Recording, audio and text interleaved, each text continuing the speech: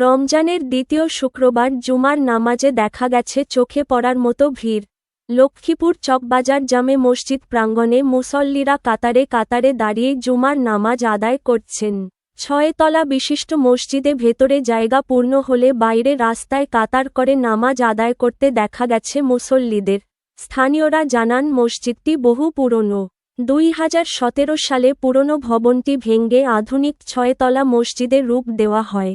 বর্তমানে মাওলানা মুস্তাকুন্নবী, হারুন আল মাদানী এবং হাফেজ তারেক হোসেন খতিব হিসেবে দায়িত্ব পালন করছেন।